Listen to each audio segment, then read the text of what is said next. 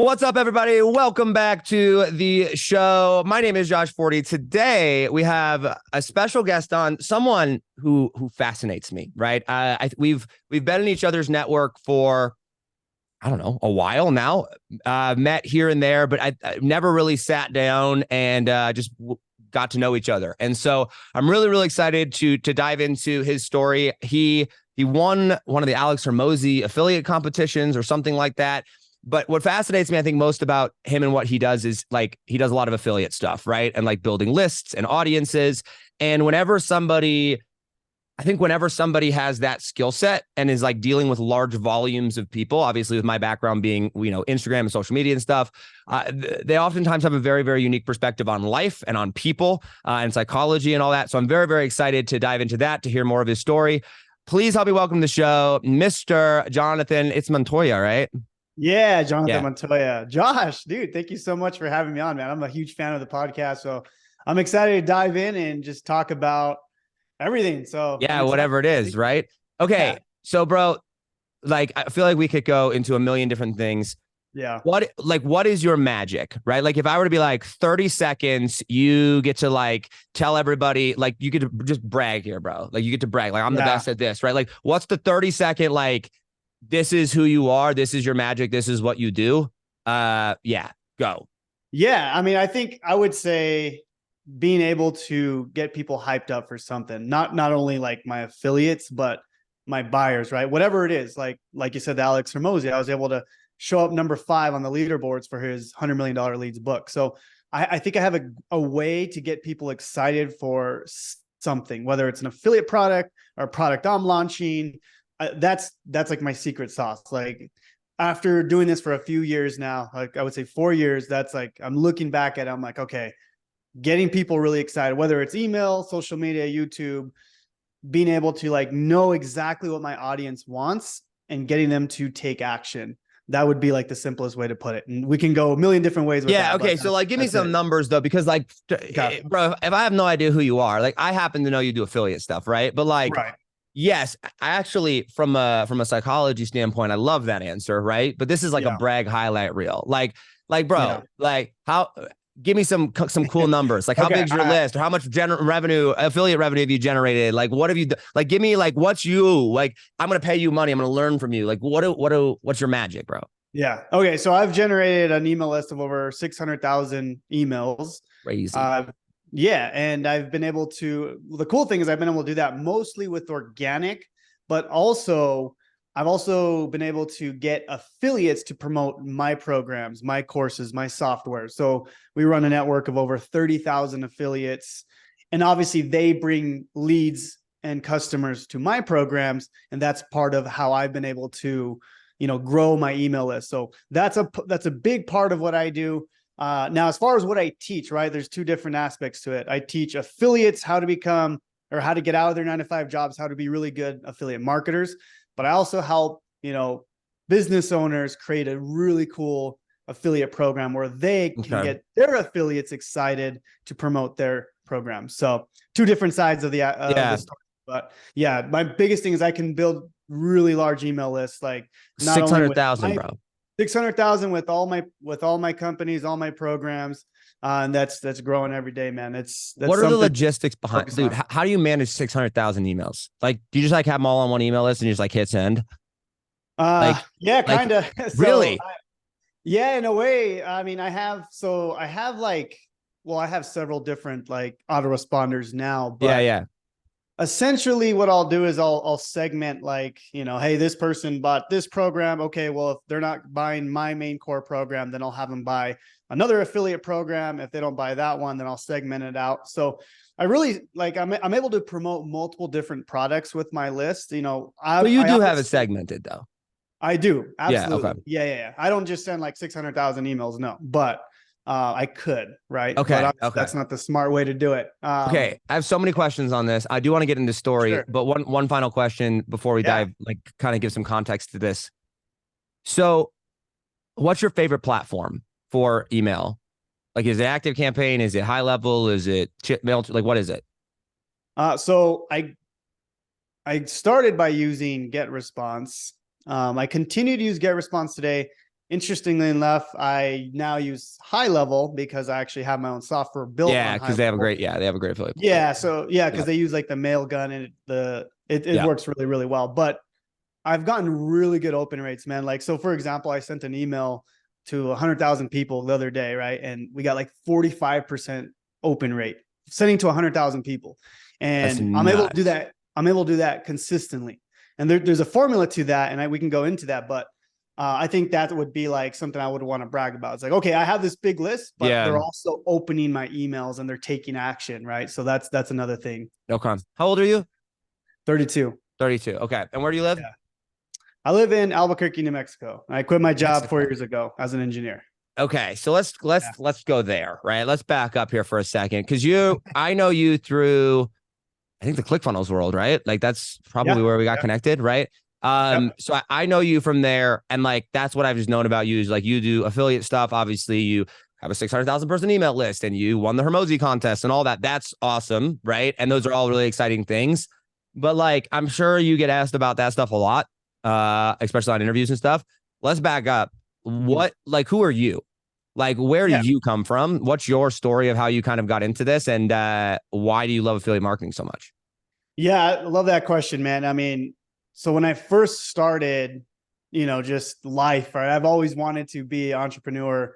I've always wanted to do something more with my life. But so like when I was a kid, I would literally go door to door, man. I would sell candy bars and I would have lemonade stands. And when I was a teenager, I would like knock on random people's door and say, "Hey, I'll do your yard for $100." So I always had this entrepreneur itch, right? But as I got older, everyone said, "Hey, go to college and get a degree." So I ended up, long story short, I got my degree in electrical engineering, which was probably the hardest thing I've ever done. Where'd you go? I went to UNM, University of New Mexico. So just Mexico. here. So you're like born and raised, like New Mexico's your home type of deal. Yeah, exactly. Okay. Yeah, I didn't go out of state or anything like that, Yeah. but yeah, I got my degree there, man, and I got a good job as an engineer, and I started working. I was like, man, this sucks, man. I hate this 9 to 5. Like it was just not my thing, man. It's just so I started looking at other ways to make money. So that's when I went down the rabbit hole of like Shopify. I started Shopify dropshipping or Amazon FBA, cryptocurrency. Like this was back in 2014, 2015. Like I was one of the first. You were like OG back then. Okay. Yeah, but I didn't know what I was doing. So I was losing money left and right. Man. So basically all those things and ended up it got me into like a hole. Like we were negative 1,200 in the bank. We couldn't pay our mortgage. Like it was a really dark time, honestly. Like, and I never told my wife. Like I remember I was looking at my bank account, dude. I was just like, this sucks. Like I don't know how we're gonna get out of this. And it sucked because I was trying to get out of my job by buying courses and doing all these like side hustles, right? Yeah. So it was dark, man. It was like it was just one of those things where not the best thoughts were going to my through my head. And how do you so sorry, because this is the type of interviews I do. I'm not gonna let you go too fast, right? Because I'm like, how do you not tell your wife, right? Like is she not like, I have no problem with this, by the way. Like I get it, entrepreneurship, right? And I have a very open, trusting relationship with my wife. But like my wife doesn't know anything about the finances, right? Like she's like, yes, cool. I have a credit card, cool. But like was she separate from that? Did you just take care of all the bills? Like, what was the thought process, and how did she not know during that? Yeah. So first of all, I do handle everything to this day. Everything's covered as far as finances. Because you're a man and you take care of the finances. Like that's what men do 100%. Yeah, exactly. So but when I was trying to get out of my job, I would try to buy these courses and, I was starting these Shopify stores and buying inventory for Amazon FBA from China, all the things, right? I was money and courses. So honestly, it was just embarrassing, dude, especially not only with my like wife, but like with my family. It's like, I'm doing this new thing. And then like I failed. And then let me do this new thing. And I failed. So it was just really more embarrassing than the actual money not being there. Cause like for me, I was like, well, I could always make more money. I could just hustle a little bit, do whatever it is. But it was just like, just such a embarrassing time because and this was years. This is probably like 4 or 5 years of just doing all kinds of stuff, man. It was like it just felt like a failure. Right. So I was like, I'm just going to not tell her. And Yeah. I didn't even tell her till like recently, like maybe a year ago. Wow. But So yeah, like man, it you was. just were like, she just knew you guys weren't bro. I mean, you weren't rich, right? And like you just like lived the life, or like what was going on in her head, like that you were doing all this time? Did she even know you were doing all this stuff, or did she still Yeah, think the job was good? Or like what was that dynamic like? yeah, she absolutely knew like I was doing other stuff, right? She knew I Yeah. was trying to start side hustles, and she would help me actually with a lot of them. Like she would design like the Shopify t-shirts. Okay. Yeah. She would, she would help me with everything, but she didn't really know what was going on the back end. She would just Yeah. like, hey, what do you need from me? Okay, Yeah. cool. And she was working nights as a nurse, and yeah. But as far as like I guess for me, I always like kind of said, hey, we're doing good, right? So like, because I hated like failing in front of her. Like it was just really Yeah. embarrassing, because I was Yeah. like, because like I know this is gonna work this time, and then it didn't. I know this is gonna work this time, and it didn't, right? So but the interesting is the interesting thing is we were making good money. I mean, I was an engineer, she was working at Yeah. No, the yeah. healthcare, but we were just spending a lot of money on like courses and like how to do certain things and softwares Yeah. and inventory, right? So like that was where we kind of lost all our money. And we weren't even like spending, like we weren't doing like buying expensive Right. You cars or weren't living lavish or anything. yeah, Right. man. We Yeah. were Right. like Yeah. we were in a decent home, and like we we were in that home, like, and we were just spending all our extra money on trying to get out of our jobs. Yeah. She was trying to get out of her job as well. So yeah, but this was like 5 years, man, just back and forth, Yeah. fail, fail, fail, fail. Basically that led to, well, that's when I was introduced to the ClickFunnels world before even affiliate marketing. So this is interesting. So at the time we were doing like health and fitness. She got her degree in nutrition. And so we got into the ClickFunnels world because we started a membership area, kind of like Lady Boss, where like they had, I don't That's know if you're right. familiar. You did fitness, right? At Yeah. the very beginning. I feel like, why do I feel You like remember that? I feel, because like I was doing research on like I don't know, this was whenever I was going on your summit or whatever that we were doing, right? Yeah. And I was like trying to remember where I met you. And I was Mhm. like, I feel like this dude did fitness, but I didn't like, you were all like affiliate stuff. And so like I Yes. vaguely like I don't remember details, but I vaguely remember like associating you with fitness. Like clearly it must have been whatever that was. Sorry, I didn't mean to interrupt, but that's fascinating. Yeah. Yeah, no, I mean, that's like basically we were inspired by, I don't know if you ever saw the webinar with Kaylin Pullen and Russell, where they did like the ClickFunnels, like $2,000 program. Yeah. So we ended up buying that, and we're like, okay, cool. ClickFunnels is our thing. We're going to Right. build a membership We're funnel area. hackers now. Yeah, dude, Yeah. exactly. So this was Yeah. like Yeah. 2018, and we built we went to the gym, we filmed like all the gym workouts, we put in a membership area, and we were able to get some people in there. We were like charging $10 a month, like super, super low ticket, Yeah. right? We didn't know what we were doing. But that got me into the like ClickFunnels world, like digital marketing. Yeah. Shortly after that, that's when so I really got into affiliate marketing after that, because I don't know if you remember do you remember the SAM funnel with The Sam funnel. Oh, yeah, yeah. ClickFunnels shut it down. Yeah. Because I think the templates are still in ClickFunnels. Like I think you can still, yeah, but yeah, I do remember. Well, Yeah. ClickFunnels shut it down. So I don't know if you know Jordan Mederick, Yep. or you do know Yeah, I had him on the show. Yeah, Yeah. you did. Yeah. Drop So funnels anyways, guy. Yeah. he's the one he's the one that built that system. And I was like, oh, this is crazy. So yeah, dude, I was like, because the system was basically like you buy into it, you create a ClickFunnels account, and then you send solo ads to it. And it got me hooked. I got like 40 people to sign up under me to get the Dream Car Award. Yeah. So that's how I was introduced to affiliate marketing, which is interesting, because like now I teach it differently now, not the solo ad way, but yeah. Anyways, ClickFunnels shut it down, and they didn't like that, because they're like, we're not a business opportunity. Right. Yeah, we're funnel builder, right?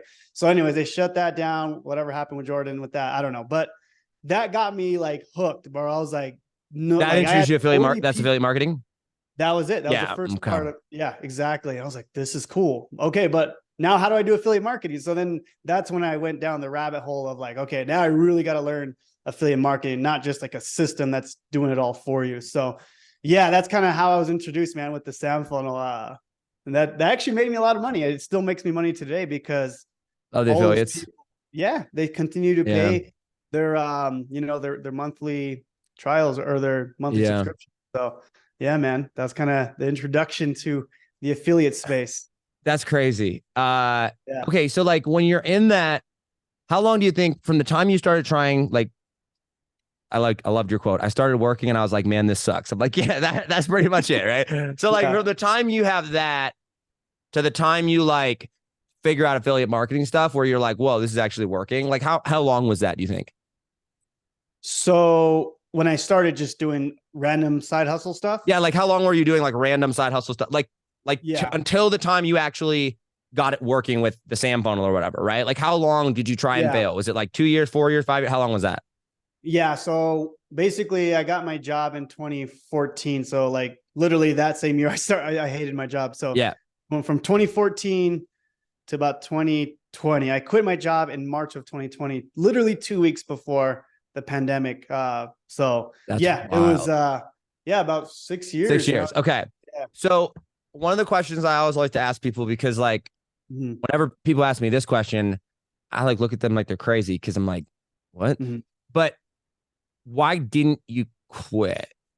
Like what drove you to keep going? Because at some point there had to be times when you were like, man, if I put this much effort into like my job or something like that, right? Like I could probably, move up but like something in you did not do that. So like what made you not quit?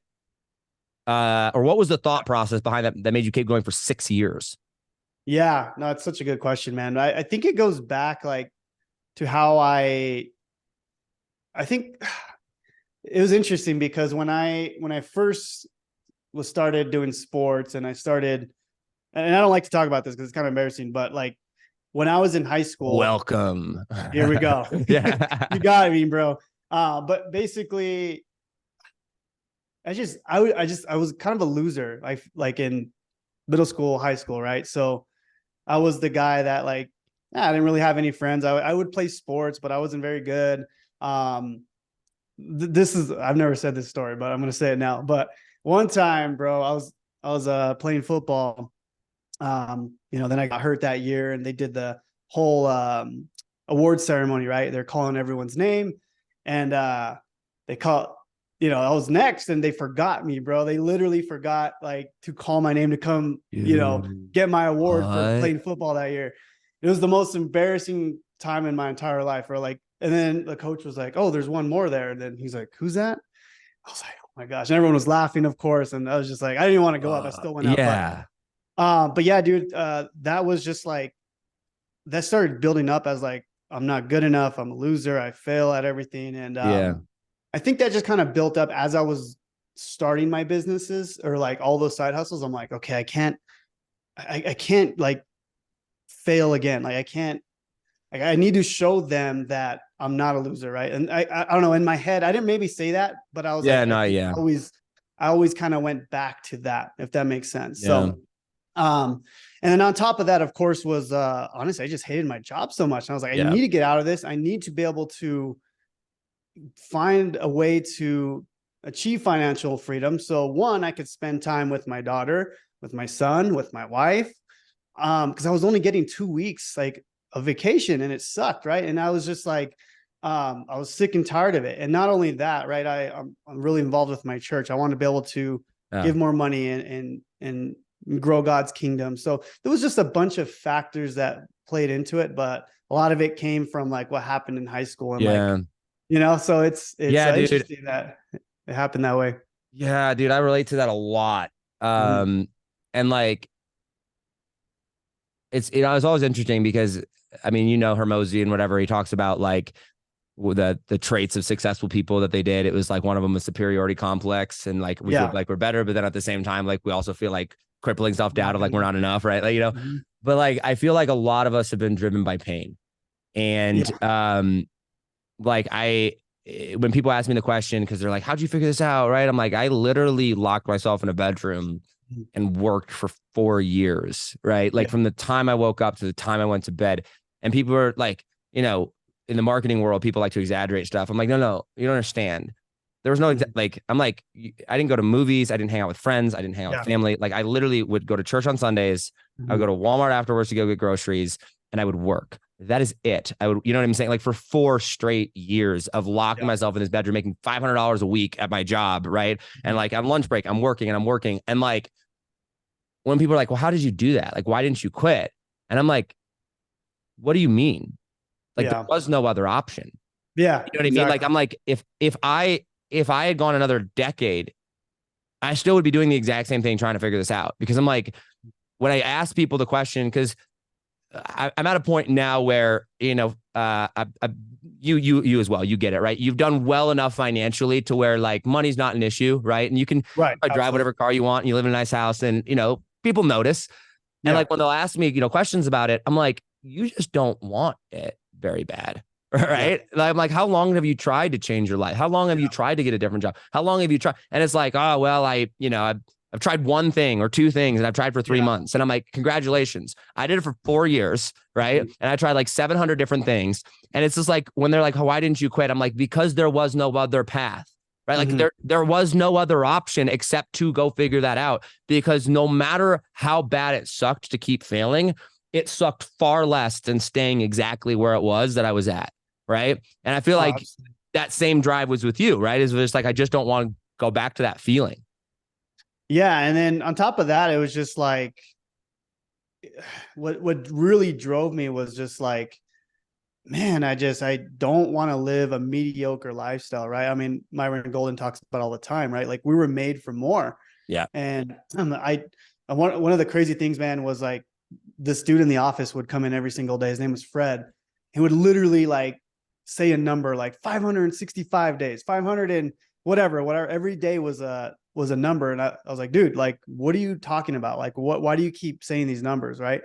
And he was like, well, this is the day where I'm going to retire. I'm going to move to Hawaii, and then we're going to finally be able to do whatever. I'm like, okay, yeah, I'm out of here. So that's where that was the thing that like was like, okay, I'm not going to be that guy. I think he finally retired. This was like 4 or 5 years ago. So, but anyways, yeah, dude, I was like, man, that sucks. And I was like, dude, I was like 24, 25 at the time. So that led me down the rabbit hole. But on top of that, man, I was getting up at 3:30 every morning before work. And then I would be at work. I would try to do my, you know, podcast and listening to Russell and listening to everybody, right? Like all the information I could get. And then after work, I would also do the same thing while I was still going to the gym, while I was still going to church. I just made it happen, man, because your priorities. So so you've got I know you got a lot of affiliate stuff that you do. You've got a big list. You've got products. I know you have a software coming out, or it's coming out. It's not out yet, right?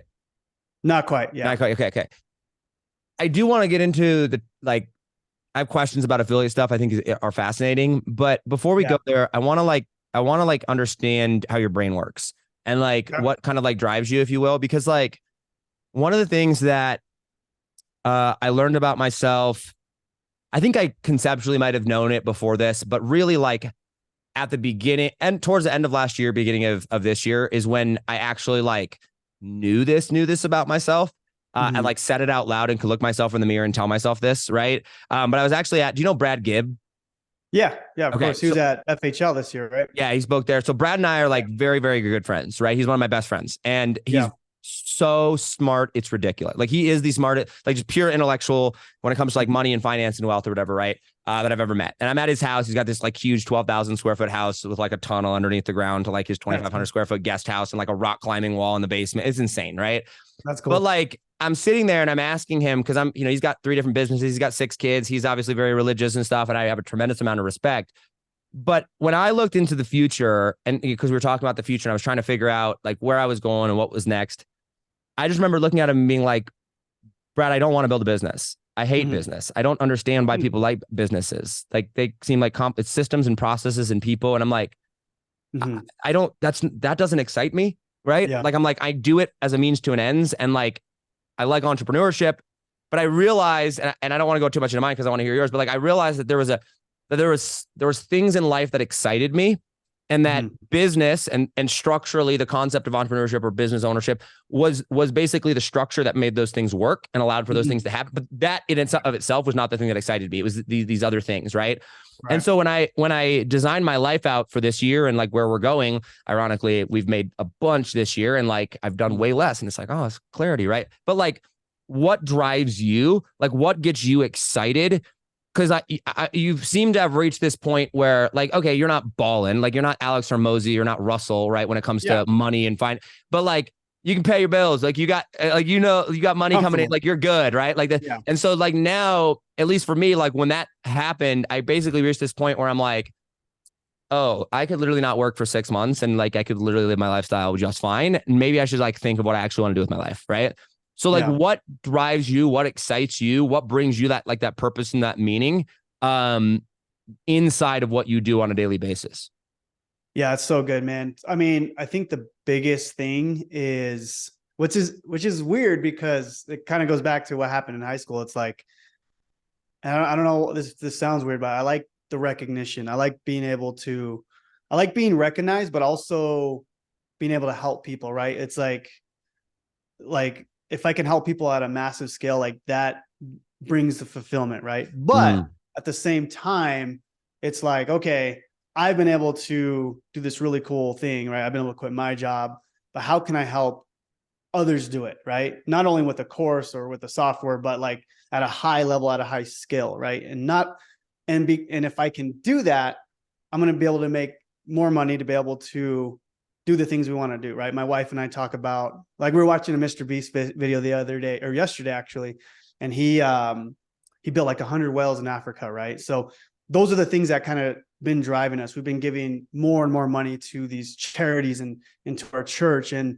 But again, it goes back to, I like the recognition, which is, I don't know if that's like a selfish thing, or it's like, because we, with our church, we're like one of the big sponsors for their big events, for their football team. But I love my name being up there, right? And yeah, I love to give, but I also like the recognition, right? So it's interesting because I want to give more, but I also like the recognition of being able to give more, right? So it's a weird thing, and I don't know why that is. I think it may be because in high school I was like nobody, and no one knew who I was, and I was like the last person that would do anything in their eyes. So yeah, that's kind of where I'm at, man. Yeah, I'm definitely driven by recognition 100%. Okay. And do you know Katie Richardson? Oh yeah, she was we did a training about a year ago. So she's awesome. She's amazing. I paid her $100,000.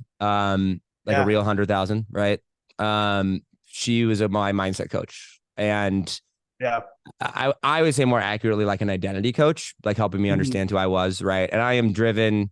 I don't know. I did that Ty Lopez quiz that one time where he like lines up all the things and he's like, would you rather have $1 billion and no one know who you are, or this or whatever? And then it's like sex and travel and all this stuff, right? And like number one by far me is recognition, right? Like status, fame, like that 100%. And when I asked Katie about that, I was like, hey, like for me, like, is that a bad thing, right? Because like I grew up, probably you did as well, in church and in a world where there's a lot of criticism or judgment or, the fear-based, a lot of stuff like that.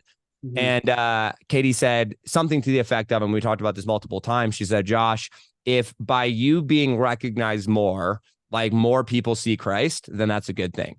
Right. But if by you being recognized, more people don't see Christ, you're pulling them away from Christ, then that's not a good thing. Right. Because of where my value system lied. Right. And so what was so fascinating was when she said that, and I like had to, like looked at my life and looked at the things that I was doing, I was like, okay, that would mean that like, if you were to take me and you were to magnify and amplify me, right? Then my life would be on, scrutinized under this level, let's say, even if it was only by me, right? Are the things and the actions that I'm doing on a daily basis, are those things that are reflective of what I would, what someone would see with Christ? Because you're a Christian, I'm a Christian, right? So you'll understand that, right? And like when I actually did that, what I realized was there were a lot of things in my life that I was doing that I was not doing them for the right reasons. They weren't wrong. Yeah. Right. They were not immoral or evil or 100% no. Right. But they were not reflective of who I was supposed to be as a man of Christ and like what I wanted to do. Does that make sense? Oh, absolutely. Yeah. And so my question, like to kind of follow up with this is like, I don't know what your life looks like on a daily life. I'd be curious to know. But Mhm. like, I just realized that for me, like I looked at social media and I'm like, listen, I grew up in the social media world. I know the social media, especially Instagram and that whole like, short form, like, viral stuff. Like Yeah. I could build a pretty big presence on social media pretty quickly, right? Yeah. But Mhm. like what I would have to give up and like what would be required for me to go to do that, like would not be in alignment with who I would want to be if I was famous. Does that make sense? Like if I actually was going to leave my impact and message on a world. And so I said, you know what actually excites me is sitting down and going, I love studying philosophy and religion, and I like studying money and wealth, and I love studying people, and I love relationships, and I love this. And I don't know those things well enough to go viral with them and like to go create all Mhm. this, right? So I'm going Yeah. to go study those. I'm going to build a business, although Mhm. I don't really have, I mean, I do have a business, but it's not like, it's more like a money printing machine, right? It's not a, Yeah, a yeah. real I business, got right? you. Yeah. But like based around skills. And the more I study these things, the more I become, the better man I become, the better husband I become, the better leader I become. And yes, my presence is growing more slowly, right? Mhm. Now Yeah. I'm doing things on a daily basis that I love to do, that are sustainable, that are healthy, I have a good relationship, right? And I had to Mhm. give up things that I think would have made me bigger faster, if that makes sense, right?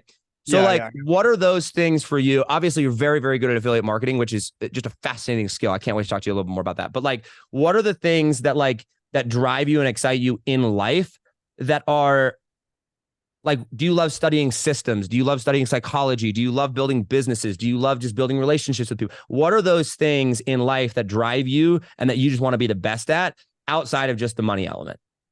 Yeah, yeah, for sure. I don't care for systems. I don't care about like it's interesting because I love building the businesses. And I've started like multiple businesses in the last year. I mean, they're all in the affiliate space.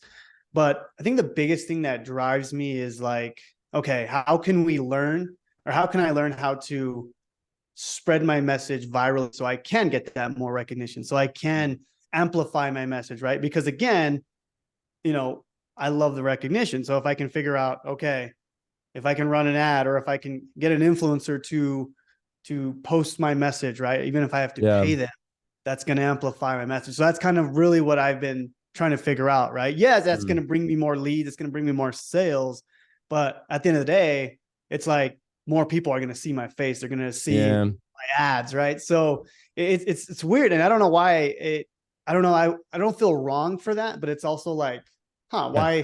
why is it that? Is that because of what happened when I was younger and because Yeah. I want to prove to those people that I'm not this loser, right? Yeah. So I would say that's the biggest thing that drives me. Yes, I love making money and I love the drive Yeah. of creating new products, but it's more like, okay, my name's on all these things, and you know, Yeah. you're gonna know who I am eventually, right? Yeah. That's kind of who I am. That's why I love affiliate marketing Yeah. contests, man. Like, you know, Secrets of Success with Russell Brunson, Alex Hormozi's $100 million leads, Traffic Secrets, ClickFunnels 2.0 launch, right? I'm always doing these big launches because I'm at the top of the leaderboards. They're gonna Yeah. know my name, right? So Yeah. I'm always trying to figure out how can I amplify my message, right? So Yeah. So let's talk about that. So what's the secret, dude? secret sauce. Yeah, All what's the what's the like me to you? Don't worry about anybody listening because it's not really about that. I mean, cool. You guys are all cool or whatever, but right. talk to me at a level of how did you figure this out, or not even how did you figure this out, but like what have you seen that works really really well that you're like, I just know that if I do this, like this is how we build lists, this is how we build lists, this is how we get messages out there. Because like I like what you said about spreading the message, right? Because like that's like you can measure that, right? There's a tangibleness to that, right? This and Yeah. so obviously there's things that you go and do and that you focus on. So like what's the secret sauce behind this, and like what do you do really well at affiliate marketing? Okay, so we can go back to the affiliate side of things, but I want to talk more on the business side on Let's do why it. I'm doing the things I'm doing. Okay. Let's freaking Go go. back. We'll go back to the affiliate stuff. All Okay. right, yeah.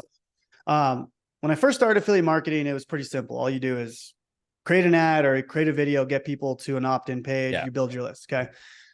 As I started looking, I'm like, okay, how can I leverage other affiliates to bring people into my world and technically I'm using them to bring me leads, right? So I started looking at it. I'm like, okay, what's a great affiliate program have? So I started creating my own affiliate program with its own plaques and contests and stuff like that. So I'm like, okay, if I create this, something really, really good, I could attract other affiliates to want to promote it. And literally they're sending me their leads, right? So, with all the businesses that I've started, I always have an affiliate program to go with it because I'm only one person, right? So if I can excite, I'm almost like selling other affiliates to promote my stuff, right? 100%. Yeah. Like I think one of my superpowers is like, I've been able to attract 30,000 people to want to promote my stuff, right? They've actually signed up to be an affiliate and they're promoting my stuff. Now, obviously some of them don't bring leads, right? Most don't, but there's going to be a lot that do. And I mean, that's the secret sauce right there. That's how I build my list is I get other affiliates. I teach them how to build their list to get people to my world. Right. So whether I'm launching a software, when I did my fitness program, when I had my courses, my other course, like I have I have 4 affiliate programs and they all bring me leads. And I would say a big part of my list, yes, I do bring a lot of leads myself, but I mean, I can't compete with 30,000 affiliates bringing me leads, right? So that's the secret sauce on how I build my list and how I do affiliate marketing, right? If I can grow a big list myself, I'm almost unstoppable in some of these leaderboards, right? You pair that up with YouTube reviews, SEO, those 2 things. And then that's why I'm able to show up at the top of a lot of these leaderboards. So that's more of like the me to you, right? Like, okay, right here. Yeah. Okay. You understand that. Yeah. So, no, 100% I do. And I got to follow up on this. Okay. Because so I probably help sell 20 million plus online. Right. And we do I have a program and dude, all of my high ticket stuff. I don't know if you do any like high ticket stuff or whatever, but I always laugh when people are like, yeah, high ticket, it's $5,000. And I'm like, LOL. Okay. So like to me, like high ticket doesn't start until you're like 15 to 25,000. Right. Yeah. So like high ticket's $100,000, 250,000. Right. Like I've done $250,000 deals, $100,000 deals, like that type of stuff. Right. That's awesome. Yeah. And like I pitch everything with a 2-page Google Doc. Right. It gets ridiculous how simple it is. But like the number one principle behind that, right, is I have to, before an offer comes in, before we even know what we're selling, period. Like the principle behind that is, how do I get this person to want to do business with me? Right? Like that's it. Right. Because if I can like figure out how to get them to want to do business with me, then all I have to do is show them how I can solve their problem. And it's game over. Right. Yeah. Your version of that statement, and I wrote this down because like I'm taking notes on your stuff. How do I get people to want to promote my stuff? Right. That's essentially the question. Right. Yeah. Is that accurate? Like that's the core question. Yeah. No, that's good. That's a principle. And I'm like, ooh, I need to study this question a lot because that's really good. So dude, you're smart. So how do you do that? Okay. Great question. That's the $1 million question, right? So, okay. So what I do, and this is probably the easiest thing, or not the easiest, but it's like making it super easy for an affiliate to promote your stuff. Okay. I'm going to give you an example, and this is going to all tie into. So the first part is make it easy. Make it easy. Okay. Yep. Make it easy as far as, okay, so I have affiliates promote my courses, right? So this is what we do. And this is all going to tie back into what I'm doing. I got you. Yeah. And it's going to be really cool. Okay. So, this is when I first started. I gave them, as an affiliate, you need a funnel and you need a lead magnet. That way they can attract their email list or their audience, right? So my affiliates, I give them a funnel. I give them a lead magnet. In my case, I give them a free course. So it's like, hey, you can start promoting my stuff and I'm going to give you everything. You're going to have a free course that you can give out as your own. You're going to have your funnel. You're going to have automated emails, right? All this is going to be done for you. Okay. Your lead magnet is a course. Yes. Yeah. It's a free course. It's like, hey, for them, all they have to do is like say, hey, I have this free course. Boom, easy. But I give that to them. I give them all the email swipes. I give them the ads that they can start running ads on. I give them literally everything they need. I even show them how to get instant traffic, right? So if I can give them all that, I give them all the things that they need so they can see success, then they're essentially going to bring people to my program, right? So then my thought process is like, okay, if I can give them all these assets, right? I'm my main thing is I'm teaching them how to get more traffic. So I'll have trainings on like YouTube ads, but I'm like, oh, by the way, use my ads to promote my stuff that you're going to send me leads to, right? And to take that even further, before, I would give them the funnel, I would give them the white label lead magnet, all the emails. They still had to put every single email in. Now I've created a software where it does it for them. Like literally all they do is put their name, their picture, all their affiliate links, and it's done. So now what I've done is I've basically taken the Alex Hormozi principle and like making the time shrink to almost zero, right? Now they can literally have an affiliate business. They have a lead magnet that they give out as their own. They have hundreds of emails that automatically send to multiple programs. But what did I do? I made it super simple for them. All they do is click a few buttons. And now all these people are now going to send people to my business, and I'm going to grow my list even more. Right. So it's been like a 4-year like cycle. Like I learned affiliate marketing really well. I learned what worked for me, but I'm like, well, why can't I leverage other affiliates to just send people my way? Right. So, yeah, man. I mean, the simple answer is just making it super easy for them to promote your program. Give them everything. Okay. So then 2 follow-up questions to that would be, yes, it's make it easy. Why would someone want to promote yours versus somebody else's? Right? Like, how do you get them to want to promote you specifically? Right? Because like Russell has a really good resource just to help you promote, right, affiliate stuff. And like, I'm sure there's dozens or hundred. I'm not really into affiliate, I don't do a lot of affiliate stuff, right? So like, I don't know who all the big players are, but like, there's obviously a lot of other people that make it relatively simple, right? So like, obviously they're buying something more than just, hey, I've made it really simple for you. What do you think through when it comes to like the psychology of that? Yeah. So a lot of it is, and again, this is because I know affiliate marketing. I started with it, is recognition for them, right? If I can do certain contests, if I can, I have these plaques here. Let me grab one of them real quick. Hold on. Yeah. I have like these when people win, dang, 10,000 that's sick. Or $100,000 awards, or when they get those commissions, right? So the goal is like, again, giving them recognition. I know I like the recognition. Of course, they're going to like the recognition as well. Yes, we're going to teach them how to quit their jobs and all this other stuff. But for me, again, I know why I am doing what I'm doing. So for them, it's similar, right? So contest, plaques. I do super cool things where I buy them iPads, watches, and they have milestones, right? So it's like, hit this milestone, I'm going to buy you an iPad. If you hit this milestone, I'm going to buy you a Rolex. If you hit this milestone, right? So it's building that community aspect, but also like that milestone, kind of what ClickFunnels has done, right? I mean, that's expert secrets, bro. Yeah, 100%. Like giving them an identity, then giving them give them the tools, but give them the targets, right? Give them the targets of that. Yeah.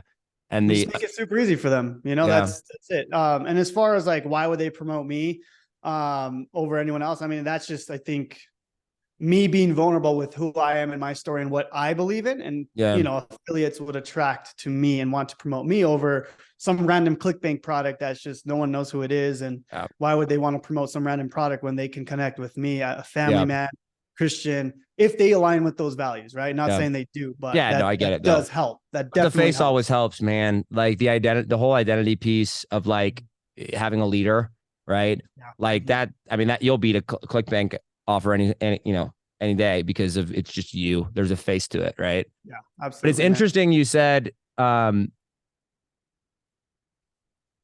I'm learning a lot here. You're, like I said, you're really smart. So like, appreciate that, brother. It's interesting. You said that like, hey, I like the recognition. They're going to like the recognition. Right.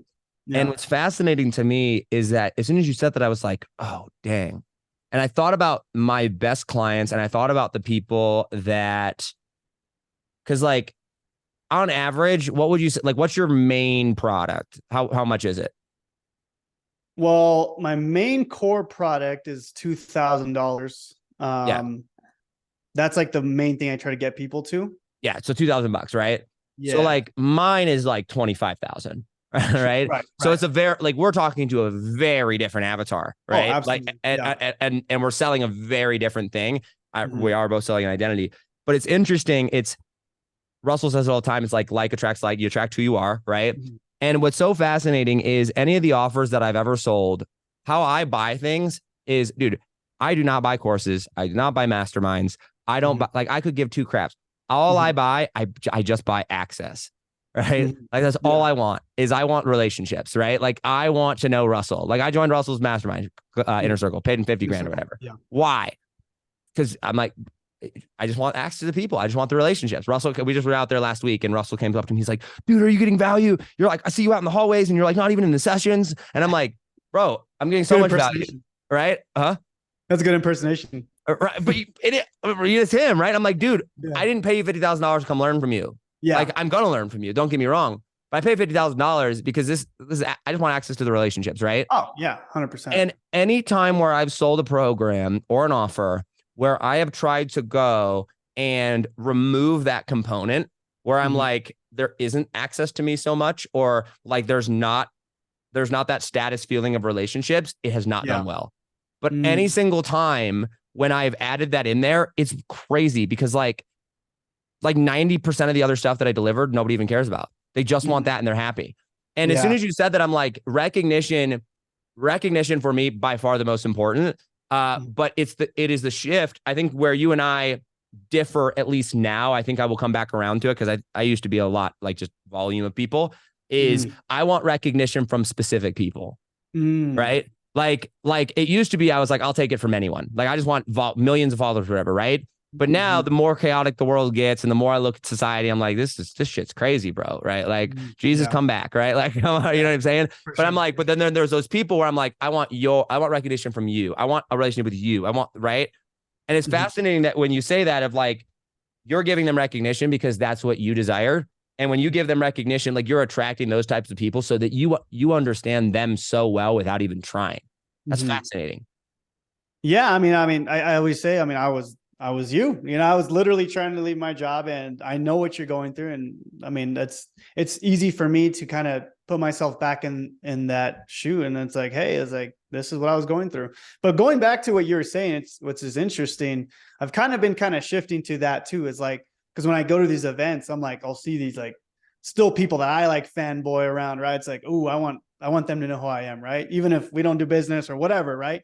I still want them to know who I am, because I try to level up, right? So going back to what you're saying, it's interesting because I was thinking about that the other day. I'm like, yeah, Yeah. I do love recognition from my fans and people recognize who I am, but now I'm starting to get that high, from other people, quote Yeah. unquote high, right? So it's interesting because now that I think about it, it's like I want that from people above me now. Right. Okay, dude, I will tell you, Yeah. it's fun. Like, don't get me wrong. Like, I walked off stage at Funnel Hacking Live and it was like 4 hours of people coming up wanting to take pictures. It was awesome, right? It's like, Yeah. Right. ego feed me, right? Like, just like, Yes. holy cow, right? But I will tell you, all of those, like, all of that combined, like, the first time that like Myron and Eileen, like, separately, like, walked up to me, I'd never met them before, right? Like, Mhm. I had like this, and they walked up to like, Josh Forti, what's up, man? Good to see you, blah, blah, blah. And I'm like, oh my, like that, you know what I'm saying? That's Like cool, that, dude. like, what? Yeah. Like, you know who I am? Like,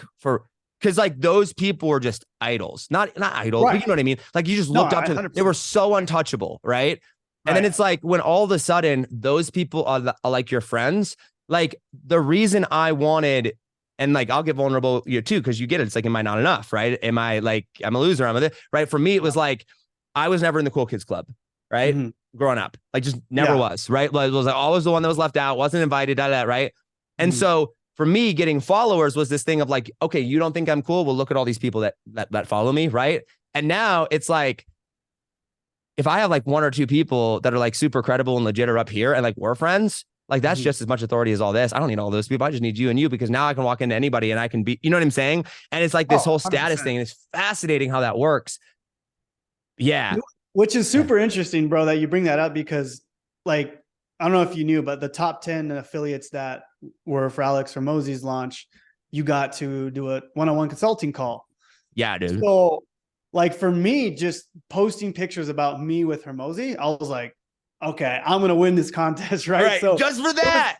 it was great. Even if I didn't make any money, I was like, Right. I'm blowing up the list. You guys are gonna buy this book. Obviously, I saw value in the book, but Right. it was like, okay, if I could win this, people are gonna know who I am, and that they did. Yep. They saw me at FHL, and they're like, dude, you're the guy that you crushed the Hermosi launch, right? And I was like, yeah, Yeah, but bro, how many people though? Like, sure, all those people like came, oh, you're the guy that Hermosi launch or whatever, right? But like, how many like big name people then came up to you and were like, oh, dude, I saw like you're in the top 10 of Hermosi. Like, you know what I'm saying? It was like all of a sudden a higher level person saw like you became credible in their eyes like that, right? Right, exactly. Yeah. And I even like I'll like pin me and my Hermosi videos at the top of my Instagram, because when they go to my Instagram, like, oh, this guy actually did an interview with Hermosi.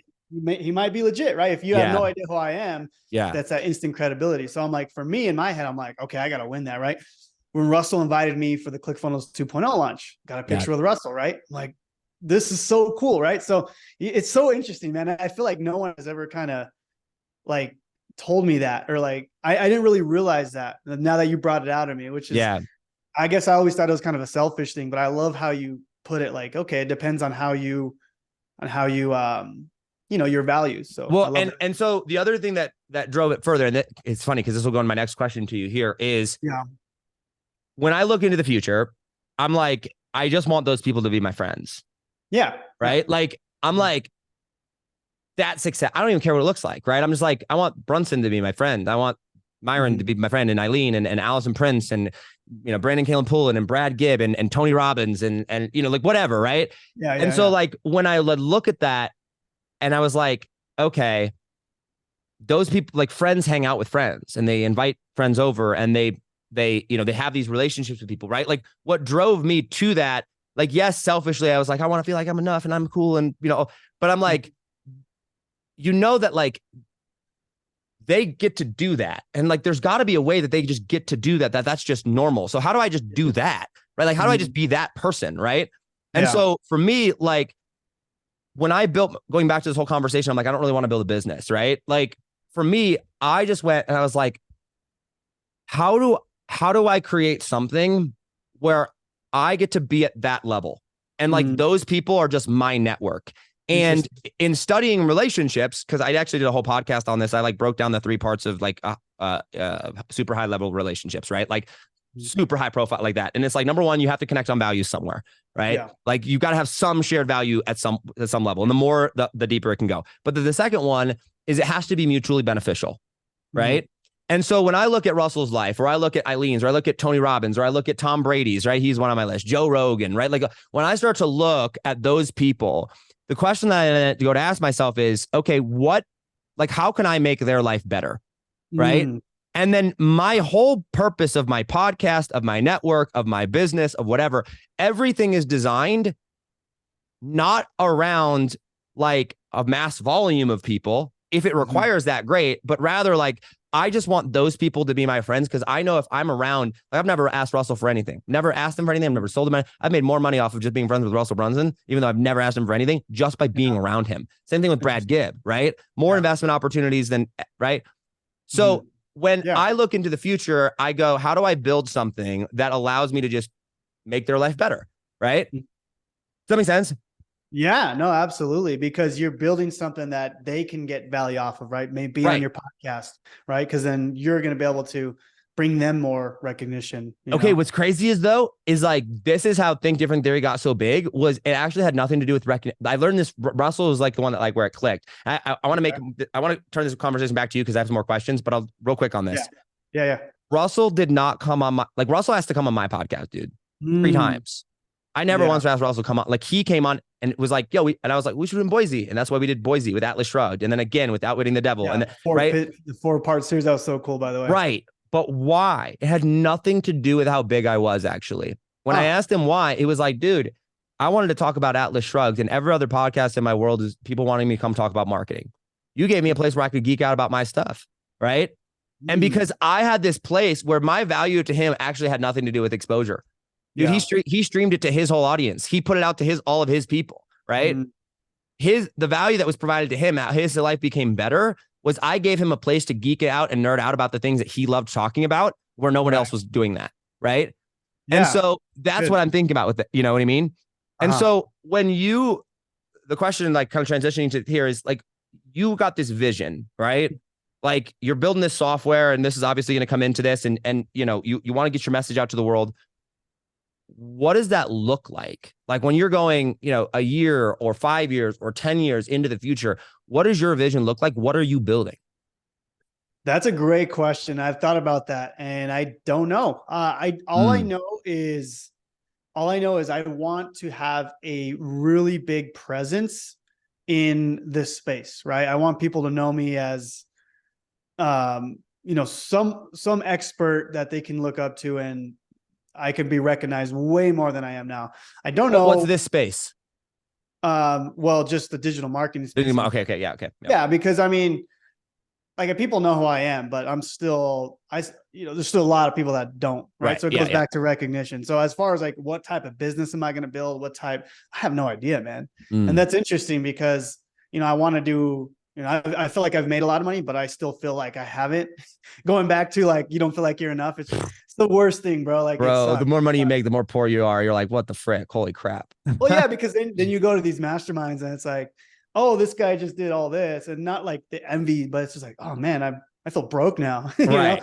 But anyways, yeah, it's just, dude, I don't know, because I mean, I'm young, I'm like 32, and I'm like, I feel like I have so much more potential, right? Like when I'm 40, 45 years old, where am I gonna be, right? Like, am I gonna be doing like I'm already doing real estate and commercial properties and stuff like that, but I don't know, dude. Like that's such a great question, and I don't know. I mean, I want to actually know where. What about you? Like, because I feel like Yeah. we're kind of the same, Yeah. like the recognition thing. So, like, Yeah. where do you see yourself? How old are you, and like, where do you want to go? Because I Uh, don't know.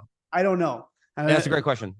So I'm 29. I'll be 30 in February 1st. So I'm almost 30. Cool, dude. That's so cool. We're about to have our first kid, dude, in like next like 2 weeks. Yeah. Like my wife's gonna pop. Oh, It's so that's so exciting. cool. We're having a little Congrats, girl. bro. That's so cool. So it's interesting because at peak Instagram, when I was like in peak social media, right? Like we had, you know, probably 7 or 8 million followers that we owned and like had a 100 million follower network and just like, you know, Dang. like you have those points where, you know, it's not sustainable, but at that moment, like you're like, I could get in touch with just about anybody in this whole entire Instagram, like anyone I wanted to, right? Yeah. Yeah. And like when you're there, I'm just like, I just remember sitting there asking myself the question of like, yes, I could reach out to any single one of these people, but like, I have to have a reason. Mm-hmm. And I don't even know why I would. Like, I don't Mm-hmm. even know what I would tell them. I don't even know what I'd ask them. I don't even know. Like, just imagine having a phone, right? Where you could call anyone in the world. Like Elon, Mm-hmm. right here, right? Trump, Yeah. right? Joe Rogan, like whoever your idol is, Tom Brady, like whoever you want, you could just pick up the phone and call them. Yeah. But like, guess what? Like, they're still them. And like, you still have to like make it a good question. They don't give you anything that you want. They'll just pick up the phone. Like, what would you say Yeah. to that person?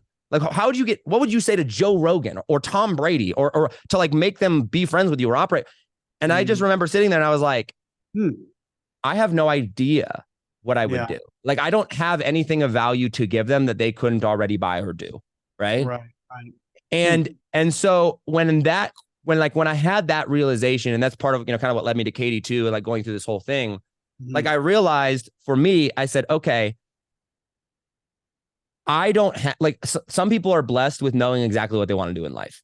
And like, if anyone's listening, if that's you, oh my gosh, congratulations. Right. But then there's like the 95% of us that don't. Right. Yeah.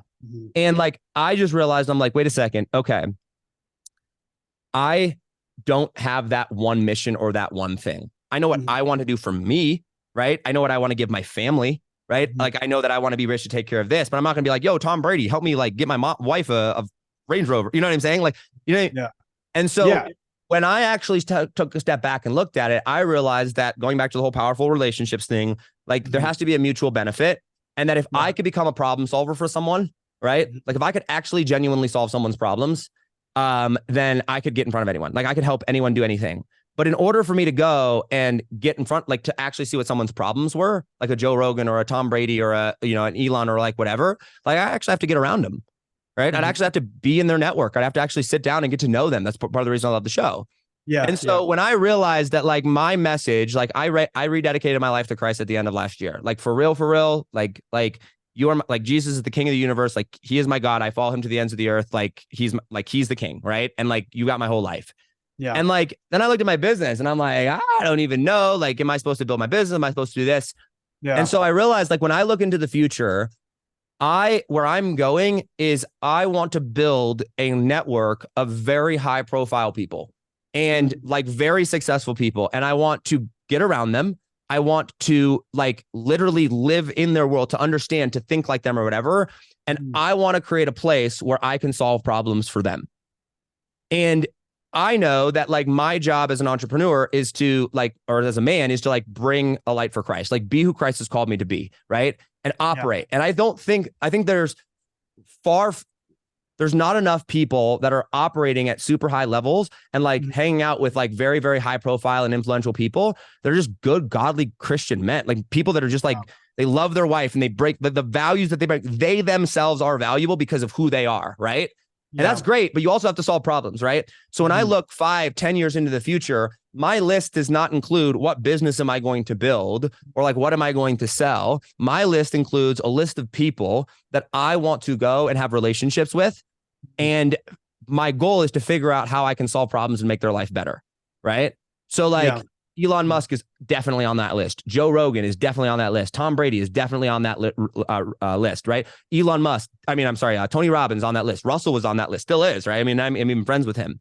And so when I look at this, I go, my message to entrepreneurs and to people is like, you can be free. And I feel like I've achieved a level of freedom in my life, like not just financially, but just mentally and in my soul that like most people don't. And so where I'm going is I am building a podcast because I believe that to be the best platform to doing this, to where I can network and interact with these people, that I can build relationships with these people, and then to build solutions on the back end. This is why I love high ticket, right? Because I can customize each thing with these very high profile people so that like I can help them solve their problems and get to where they want to go.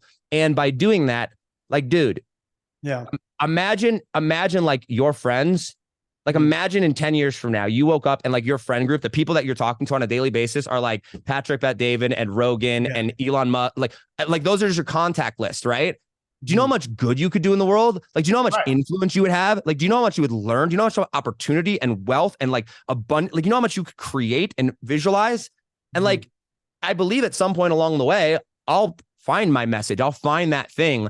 But like my whole, like, that's my vision of where I'm going is how do I become valuable to those people? Right. And so that when they want to stick around me because of what I can do for their life and who I am, and then the more they get to know me, the more they see Christ, the more they see someone that's honest and that loves their wife and that like lives in good values and that stands up for what they believe in. That makes sense? Yeah. And it's interesting that you mentioned all that, but you really didn't talk about like the business aspect. Like, this is the business I want to build.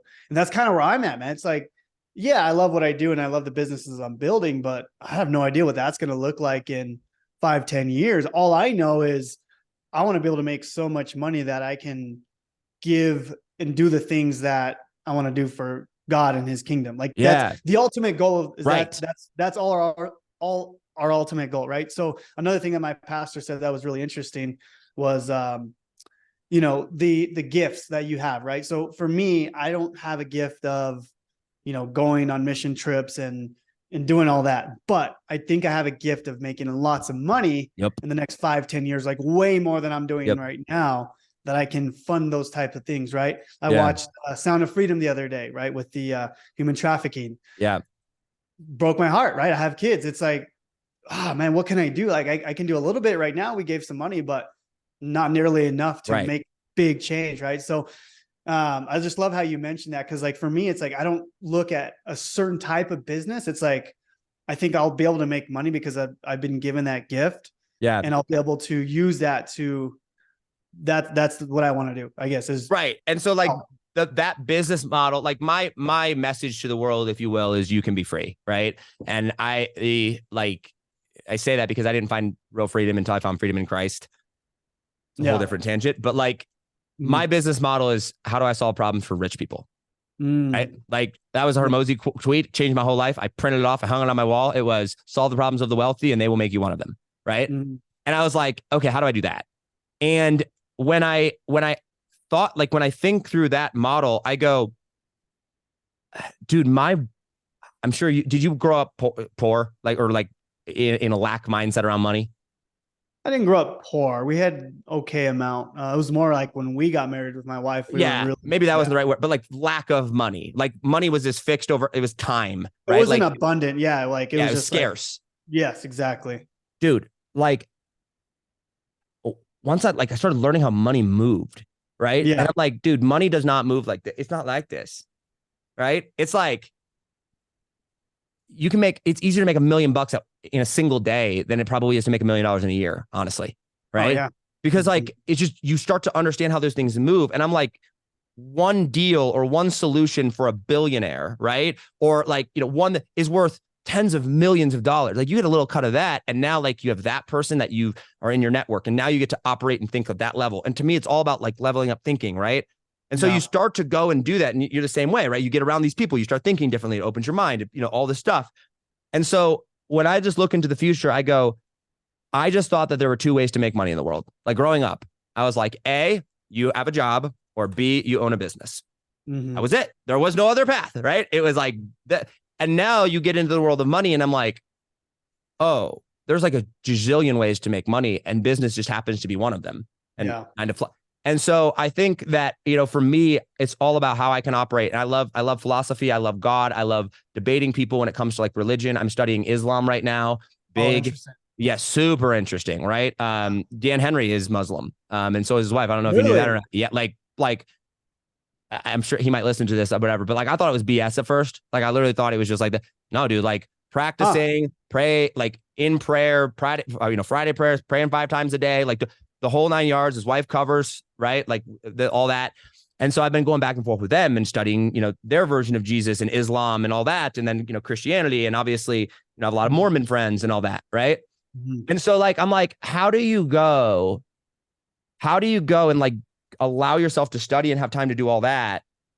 And then also like run a business, and then also you like figure out the money game, and also I'm just like, I gotta create a world where I can have all these things. What Yeah. am I willing to give up? And for me, it's just like, how do I just go where one transaction is worth $250,000, Mhm. right? Or one transaction is worth $1 million, or what, you know what I mean? And like Yeah. that happens when you level up the network. So That's does so that answer cool. your question of like where like my vision for it? Yeah, no, it Yeah. actually gave me clarity on like how I think about that as well. But yeah, I mean, I know you specifically asked like what business do you want to run or Or just like what do you where like you have this, you're building a software, right? Which is yeah. clearly there's a reason for that. And I'm sure that's going to catapult you to the next level. I'm excited to see Yeah. how you roll that out. But like, where does this, like, you said that one of the things I wrote down, because I take notes, is Hmm. you said that like your goal is to spread your message, Hmm. right? Actually, let me ask you that. That'll clarify. Hmm. What is your message? Yeah, so good. Okay, so my message is freedom. Like not just financial freedom, but freedom to like do anything you can. Like for example, like this is something I talk about all the time is when COVID happened, you know, people were scared because they had to get the vaccine, they had to wear masks, and they had to do all this stuff. I had the freedom to not worry about that. I wasn't worried about the government or this or that because I had quit my job, I had made money, and I was like, I don't need to follow you. I Yeah, have right. free, Like, I'm not so like that's a big part of it, right? Another one was we kind of talked about it off camera. My daughter had a seizure, and I had meetings, but I canceled them. I didn't have to go to a job. I took her to the ER. We were there for a few days. It was an awful situation, but I had the freedom to be able to do that. Right. I gave my wife the freedom to be able to do that. My church, I could volunteer. I can give money. I can, I do all that. And it's just freedom is like the main thing I'm trying to get people to understand. Right. So you yeah, get that freedom. Health is another big one because if you yeah, have the money, you have the time, you can focus on your health. You can live yep. longer. You can spread more impact. Right. My grandpa died actually a month ago. He Sorry to hear died that. of a stroke. So, but he didn't have the money to be able to eat the right foods or to get the right information. So freedom is the ultimate thing, right? And Yeah, it's all those things combined, right? Not just financial freedom, but all those aspects, right? Because yeah. there's so much things to life, and I'm very passionate about that, man. So that's We're very lots of similar in that yeah, sense. Like that's hmm the driver, right? yeah, So how does then like you've got this business where mhm. you're helping literally hundreds of thousands. That's so freaking cool, dude. Like that's so cool. Like I'm fascinated by that. But like you've got this business where you get to show the people the way to make money, and that's the gateway drug usually, right? Yep, Which is absolutely. great. And so you've got this message of freedom that you're giving them, and essentially they're buying into, right? Mhm. What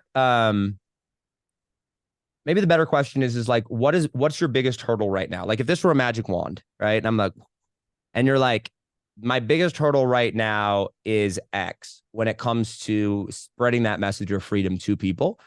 What is that hurdle? Interesting.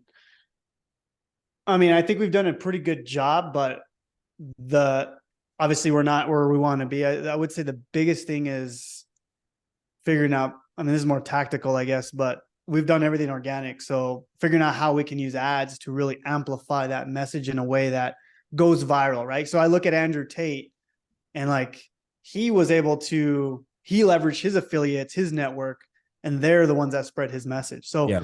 I'm almost kind of with the new software I'm coming out with the things I'm doing, I'm essentially doing that same thing where I'm like, I'm giving my affiliates a free course where they give out as their own, but it's me teaching the course, right? So Yeah. I'm getting that recognition out there and they're promoting it because they're building their list. So Yeah. for me, it's like, okay, how can I essentially do what Andrew Tate did, but in the affiliate space, right? And really amplify the message. And I think we have a good strategy on how to do that, and we haven't rolled it out yet. But tactically, I would say, how can we add, paid ads into this to amplify that? Does that make Why are sense? you going the route of paid ads though? Like, because Well, Andrew because didn't do that, right? that's true. Because I So, guess, okay, go ahead. well, I was just curious, like, because I'm like, you've clearly crushed one thing really, really well. Right, Why are you then now I mean, I know you're not stopping that by any means, right? right. But like, why are you going paid? Why not do a different option? Why did you decide to paid ads? Well, what other option would there be? Because I mean, the only way I can amplify the message now is to get more affiliates, right? Which we do, and that's fine. But I want to amplify it quicker. I want to get there faster. I want more people to know who I am so I can help them, right? So Yeah. I feel like that's the way to go. Unless there's another option that I'm not thinking about and I'm not sure, but Well, for me, it's yeah, okay. yes, organic has worked really, really well. Obviously, it helped me build my business, but if I can add paid ads in there to amplify that even more, to me, that seems like the next option. Okay. So like, could I propose a different Yes, I would angle, love to hear right? So like Andrew Tate, there's one. Let's take another one. Joe Rogan. it. Mm-hmm. There's another one, right? I mean, even just looking at those two, those are like Andrew Tate's one of the largest influencers that sells info products in the world. Um, Joe Rogan, biggest podcast in the world. Like neither one of those people used paid ads, right? That's true. Okay. So I look at this and I go, dude, you have what have you done? Like the question, this is why like Mm-hmm. I don't really like studying tactics from people. Like if it's like a specific thing, great. But I like Mm-hmm. looking at principles. So you've got this thing, and the principle that I've done is like, how do I get people to want to promote my stuff? Okay. Mm-hmm. So like right now, if you go to an ad, you have to go to a cold person that does not know you with a cold introduction and like convince them not only on your stuff and your product and all that, right? Mm-hmm. But like, dude, think of how many massive influencers there are out there with huge, massive lists that do biz op type of stuff, or not even biz op type of stuff, just marketing type stuff, internet type of stuff, money type stuff. Think of like, you have this message of freedom, right? Think of how many people are like, have big networks of people that promote freedom type of stuff to people that are in jobs that hate their job, that want to get out of it. They may not even be looking, right? But this is like a colder market at scale. Why Yeah. not just like if I were you, and I know I'm not you, right? This is just where my brain would go. Like, imagine just going and doing big JV and big partnerships with big high level people that like one promotion to their audience would bring you tens of thousands of new people, right? Like with one promotion. And then you have no ads risk. You don't have to learn a new platform. You don't have to like spread your mind thin. You don't have to focus on, you just literally keep doing what you do better. Mm-hmm. Like, why wouldn't you just do that? Well, it's interesting that you mentioned that because recently so like all my affiliates, some of them have pretty big audiences, but nothing like massive, right? So I've actually, after Funnel Hacking Live, I got the idea of reaching out to bigger influencers and paying them actually to do shout outs to my programs. So I don't know if that's what you're referring to, No, but I am actually starting to yeah, look into that. yeah, Yes. okay. So, but yes, essentially. But I Okay. like doing it to where like you want relationships with these people, right? So like think of Okay. Hermosi for a second. Now I Right. doubt Hermosi, at least anytime soon, would ever do a JV deal just because it's all about Hermosi, right? But just think of Right. those Right. level people. Like my approach to life and my approach to business has been using a podcast to build Mhm. relationships with high level people. But my Mhm. approach is very different. Okay. And I just did a 5-day challenge with Dan Henry and we kind of broke down this whole down. But think about this for a second, bro. You know how most entrepreneurs build podcasts? It's actually the most insane thing when you actually step down and think about it, right? So imagine you're a marketer, okay? Now you want to start a podcast. What Mhm. if you're a marketer, you sell marketing stuff, what do most marketers then go start a podcast about? Making money, Or marketing, right? Like, marketing. Yeah. yeah, they're a marketer, I'm going to start a marketing podcast. And then Yeah. they're going to be like, cool, okay, so I'm going to start this marketing podcast so I can get listeners and get audience, I can teach them all this stuff, whatever, right? And then they're going to go interview people. And who do they Mhm. go interview? People at their same level Right. Other experts in what? in marketing. In marketing. Okay. So now, ready? I'm a marketer and Mhm. I'm going to interview people that do not have the problem that I know how to solve. Right. They're Mhm. already good at what I do. So there's no chance we do business together. And I'm Mhm. going to go and I'm going to build a following of people. And I'm going to tell this entire following of people that's interested in marketing that the person I'm interviewing is the expert, not me. Mm. And this is podcast in the entrepreneurship world. Hmm. Isn't that insane? Right. Yeah.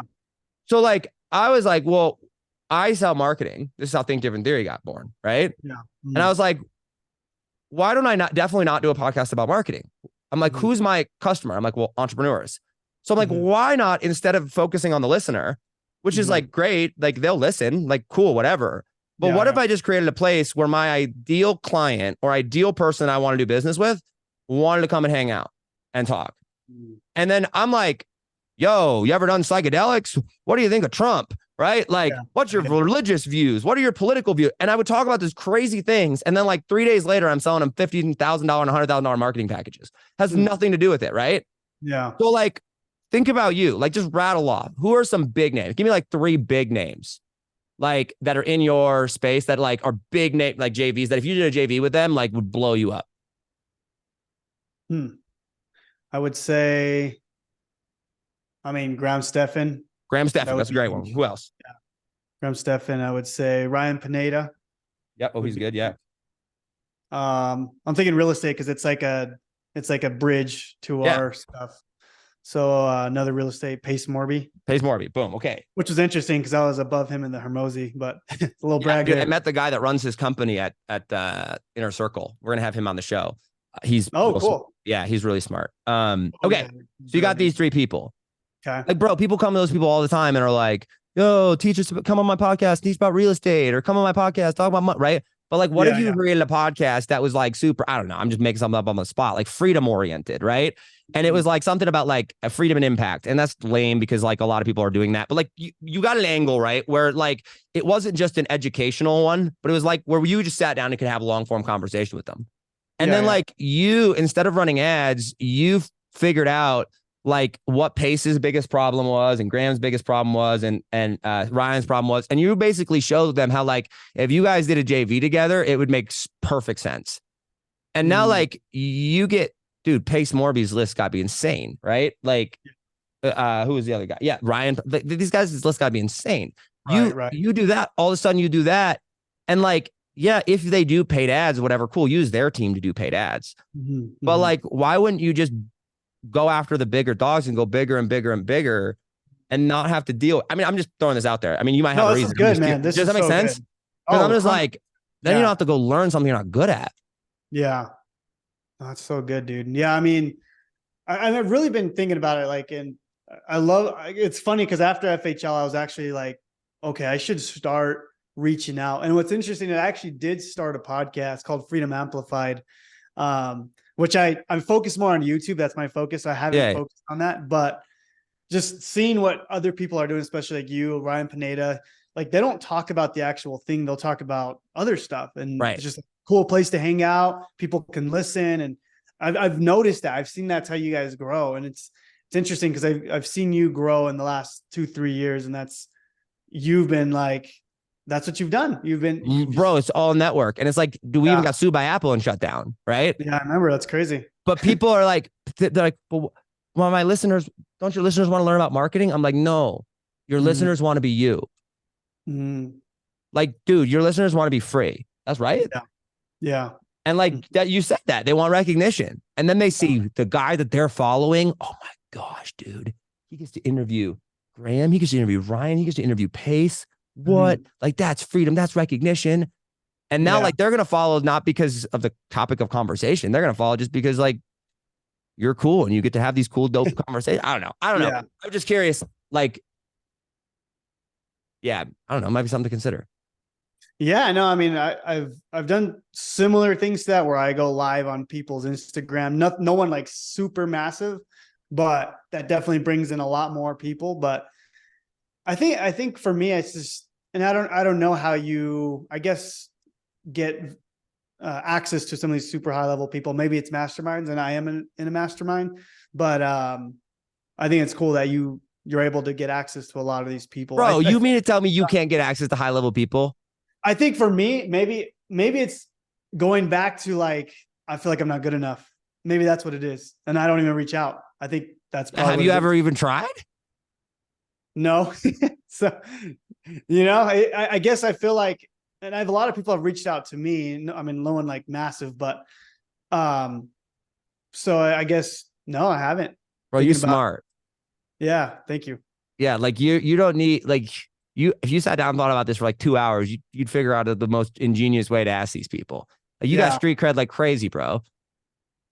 Yeah, I know. It's interesting. I guess I feel like I don't. I know I do, but then I feel like I don't. You know what I'm saying? Yeah. It's weird. You do. Just FYI. It's like, I don't know if you need that, if you need the validation of it or not. I do. But like, bro, you've got it. Like, Okay, bro, like because like, dude, all you have to be able to do is conversate at their level.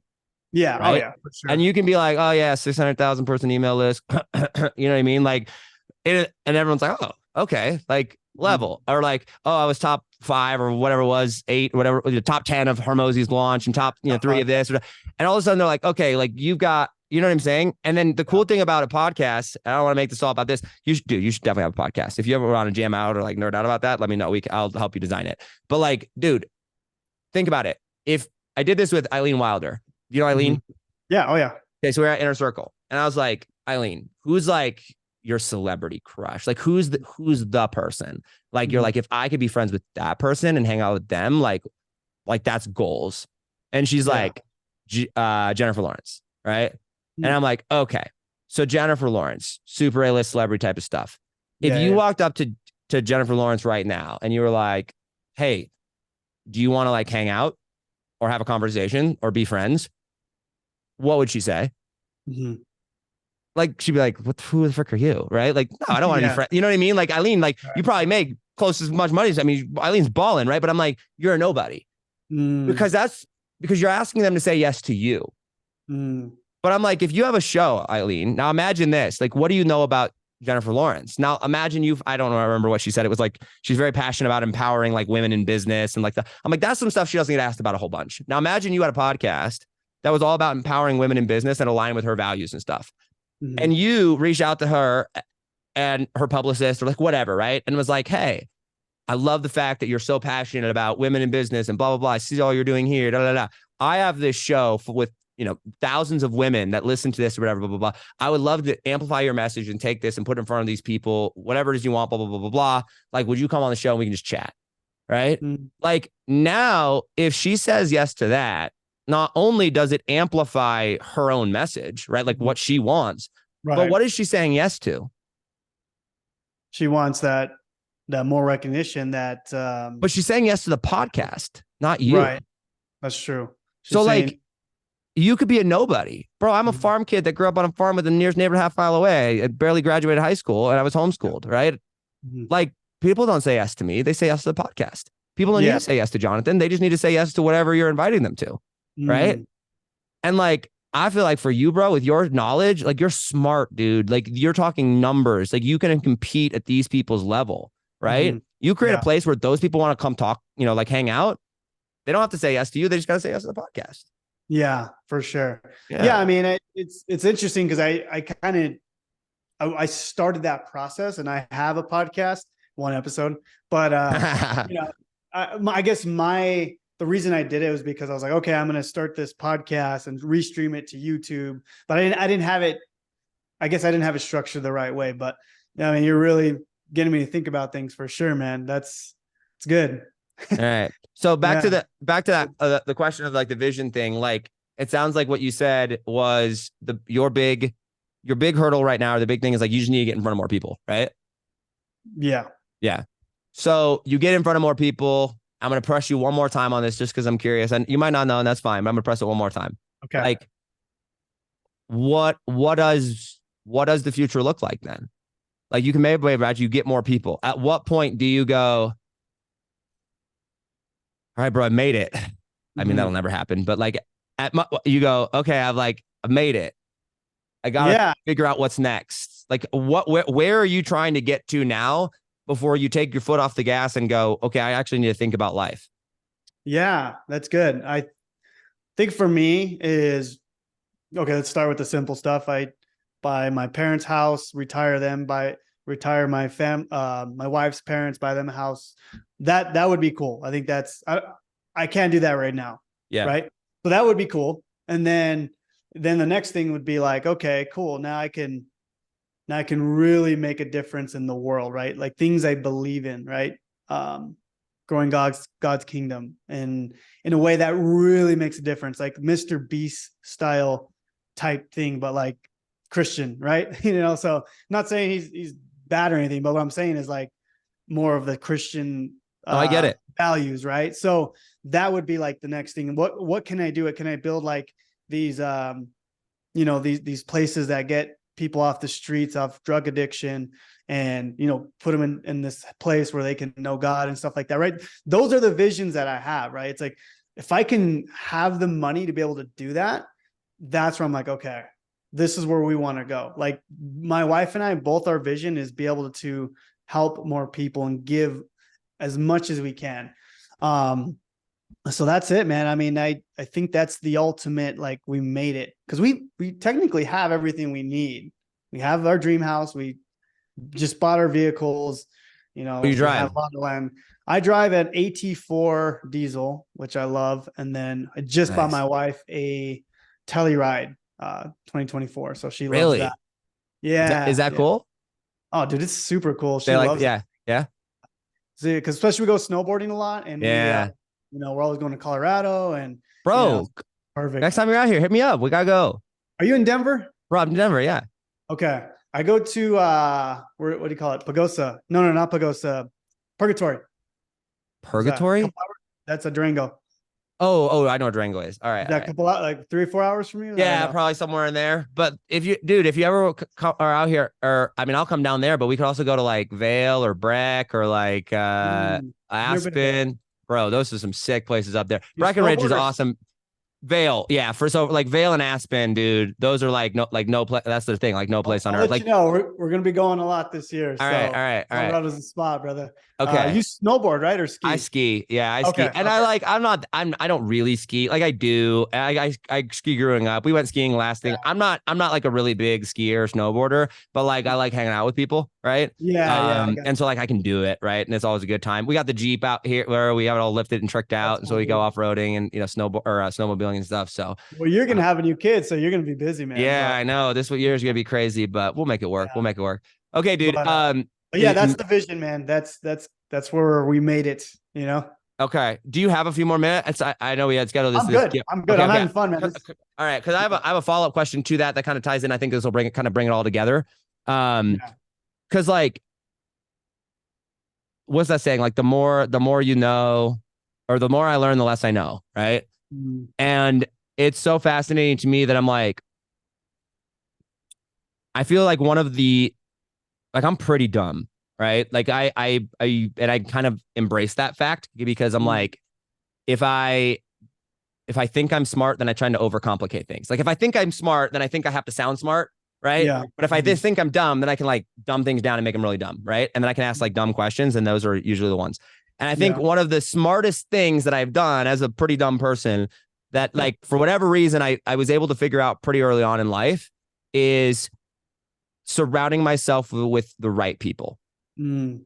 And like being very, very intentional about the people that I learn from, and that the people that I'm learning from are not just people that are good at one skill, but that also share my values when it comes to things like my faith. Right. Mm. And so like the reason that I am a ride or die with Russell is not just because he's great with business and ClickFunnels, but because he's also like a man of God. And like, yes, he's Mormon. I'm not Mormon, but like he's committed to his faith, and he's committed to his family. Right. And I learned from that. Brad Gibb, one of my best friends, right? Like he's very wealthy, understands money at a whole nother level. Also has 6 kids and is involved in a church and runs a Bible study. Right. And so like these people that I choose to like really pour into and like really want to solve their problems and learn from is like they're also, you know, big in faith, right? I think that's probably one of the reasons that we even, you know, have related on so much is like you're big in your faith, I'm in my faith. So my question is how does faith and like your faith with, you know, and yeah, your faith as a Christian, like how does that play into what you do in business? Like, and like, how much do you share about that? Like, how do you set boundaries there? Because like, there's always like, some people are like, yeah, I'm a Christian business. I'm like, I'm not a Christian business. I'm a Christian and I'm in business, but I'm also very open about my faith, but there's boundaries, right? So like, how does that play a role? And like, how have you come to the conclusions about what you do there? Yeah, I love that. So I'm open about my faith when I do my YouTube videos and when I do my courses, but I'm not preaching to people, or I'm not like, hey, you should change this and you should believe in this. Yeah. But I tell people like, hey, I wanted to change my life because I want to give more money to my church. I want to be able to volunteer more, right? So they know what I'm about, but I attract everybody, right? I attract Christians, Muslims, Mormons, like, you know, all over the world. And that's cool.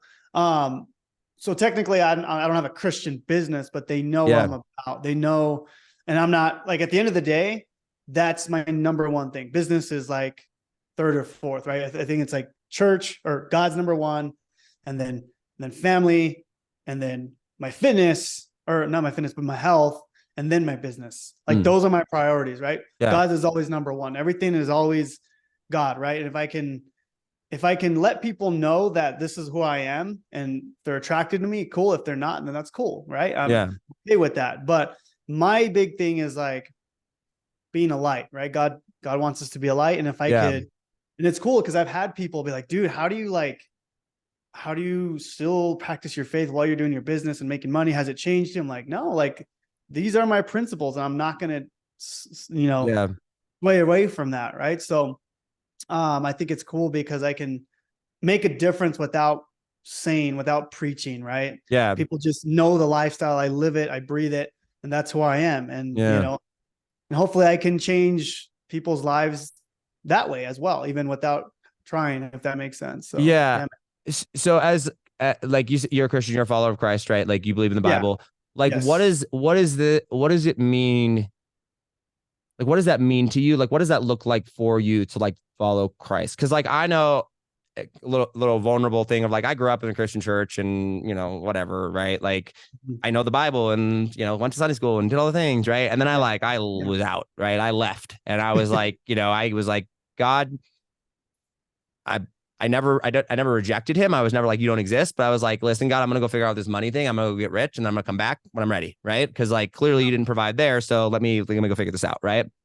And so I left, and then my brother died in a helicopter crash, and that brought me back to like being like, okay, God, I'm going to pay a little bit more attention here. And then like, it was not until last year that like, I was like, oh, I don't just acknowledge God. Like I am a servant of Christ. Like I follow Christ. Like he has my life. He is everything. Right. And like, that's who I follow. That's what I do. And it took on a very new meaning to me when I was like, I'm actually going to be a light for him and to be a servant of him. And like, that changed who I was. It was a very different meaning. Right.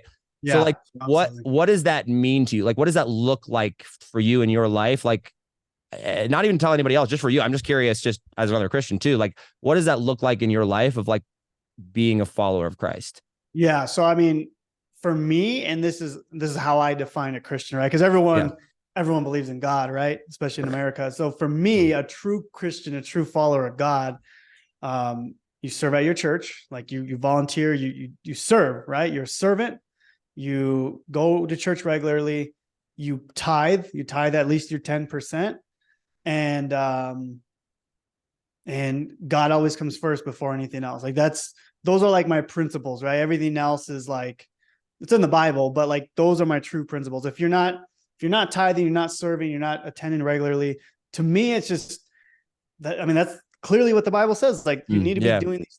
And for me, if you're not doing those things, like I feel like you're either all in or you're not, right? Yeah. There's a lot of lukewarm Christians I see where I feel like they're not all in, right? And that's what I would say based on what the Bible says. Yeah, So, yeah, that's good. Cool. pretty simple, man. That's just no, I appreciate you sharing. It's always fascinating to me to hear like other people's, I don't even want to say interpretation, but like what's been revealed to them, right? And like how they value, and like, because I believe, well, I know like action always follows belief, right?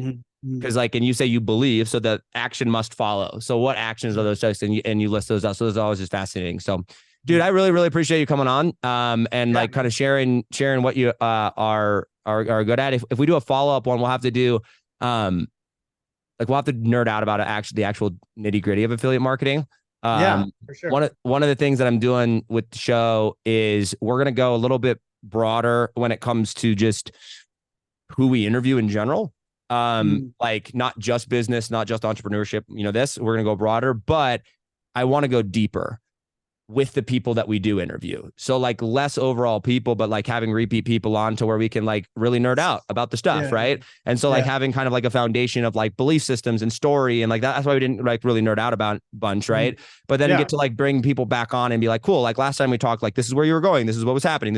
And like following up and then, diving down deeper into that. So we'll have to have you back on. I super appreciate your time coming on. I have a couple of like rapid fire questions. Actually, it's really just two. But before we wrap off, are we good to go there?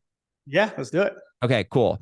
What has been like one of the coolest moments or experiences of your life that made you feel, and because we talked about this, that made you feel like super recognized, right? Like that just filled that up. It was like, this was one of the coolest experiences. Honestly, man, it was the 2 that was, for me, that was like the thing, I was like, dang, this is so cool. I had the pictures and I was doing the Instagram post, and dude, that was one of the coolest things. Especially because for me, I never, like, that was like my Super Bowl. That was my high school, like, what do you call it? The state championship. Like that was it, bro. So yeah, man, that was it. So. That's awesome. Cool. Okay. Last question is, I want you to think about everyone that you've been called to serve. So not everyone on earth, not everyone that'll ever hear you, but like just the people that you've been called to serve in your life. And you're at the end of your life and they're going to forget everything you've ever told them, right? They're not going to remember anything. You're going to die and off you go, but you get to leave them with one final message. And whatever this message is, you don't have to justify it. You don't have to explain it. Like just this is the message. And they're going to believe that to be 100% true. They're going to operate under that. They're going to know this to be true. What is that message? I would say just in general, not business, just in general. Just whatever. People you've been called to serve specifically, what's the message? It could be in business, it could be in life, it could be family, whatever. Yeah, I think the biggest thing would be like, hey, the more people that you help, even if it's for free, the more value you bring, the more money you're going to make, the more recognition you're going to have. And your whole life is just going to be a lot easier, right? So when you focus on other people's problems, if you can help other people solve their problems, whether it's free or it's paid, your life is going to be much different. And that's how I've personally changed my life, is focusing on how I can help somebody, whether it's free or paid. So yeah. Cool. Hey dude, I appreciate it. Thank you so much for your time. Where can people find you? Yeah, you can go to YouTube. You can type in Jonathan Montoya, or you can also type in Passive Income Lifestyles. I'm on Instagram, Jonathan_Montoya24, or I'm on Facebook. Just type in Jonathan Montoya. So I appreciate that, man. I had an amazing time. It was an honor being on your podcast, and would love to come back. Yeah, man. We'll have to have you on. Guys, we'll link all that stuff down in the description. That's all for today. We'll see you next time. Peace. Awesome.